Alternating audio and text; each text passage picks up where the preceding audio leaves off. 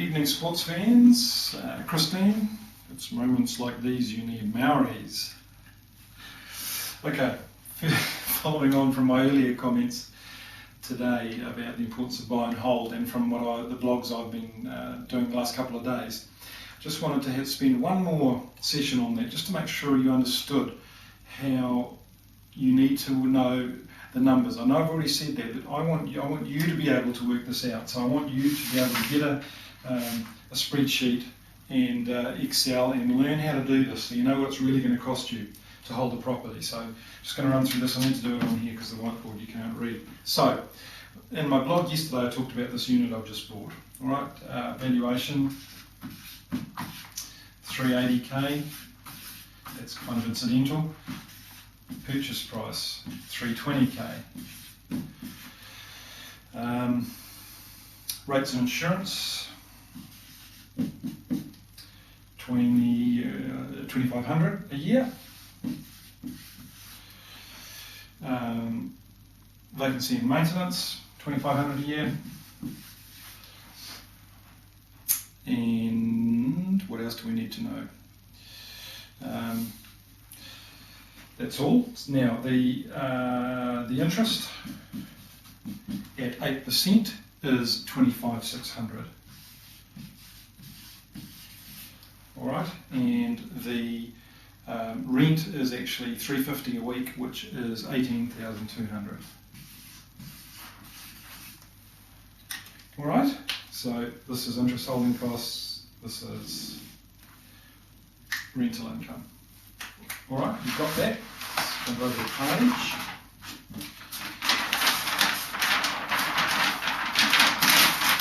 So, this is on paper negatively geared, minus $12,400 a year. So you're thinking, oh dear, that's over $200 a week. I cannot keep this property. Why would somebody clever like Dean, supposedly clever, buy it? What's wrong with him? Now, let's look at it. Cash flow shortage, $12,400 per year. Forget tax for now. So, in the first month, you need to fund the interest on that $12,400. So let's say you got the money for 12%. All right, you got a credit card. Go and get a credit card to service the interest on $12,400 for a month. Month one is going to cost you $124. Month two month two you've borrowed the $124 and you're effectively borrowing the $12,400. So you got the interest on $12,400 and now you're borrowing the interest on the $124. So in the second month it's going to cost you $125.24. So at the end of the year, at month 12, it has cost you for the year to borrow that money and borrow all the interest has cost you $1,572.63.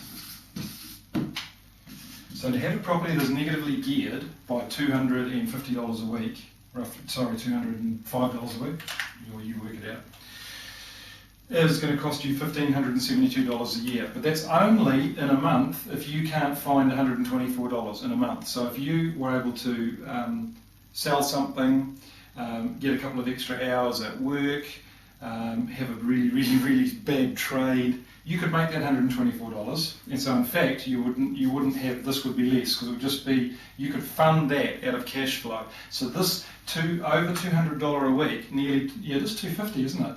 $250 a week negative cash flow actually would cost you $30 roughly to hold. Do you get this? But let's say you couldn't, you're having a really bad year, so you have to borrow the interest on the interest and keep borrowing the $12,400. So at the end of the year, you've got $1,572.63. So you get to the end of the year, and in the second year, you're going to capitalise that interest and the principal. So in the second year, your mortgage is now $333,972.60. So that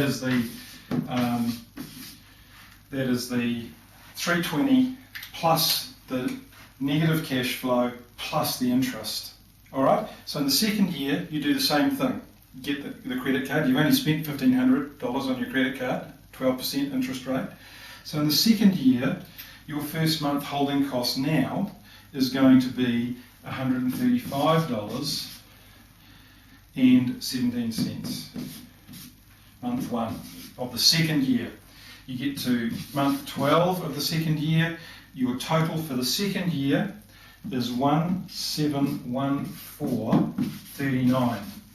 So, at the end of 2 years, with a property that is negatively cash flowed by $250 a week, it has cost you $3,194.76. And remember, I'm doing this for you at 12%. That's what it's cost you. On 5% capital growth on a $380,000 property, your net worth has increased by $38,000, and it's cost you $3,194.76. So don't tell me you can't hold a negatively geared property. 12% money, you can get it from any credit card. You can hold this property. It's going up in value by somewhere between $18,000 and $40,000 a year, and it's costing you $1,500 to $1,700 a year. So, learn how to do this. Work it out. Good to see you. My camera's all sus now.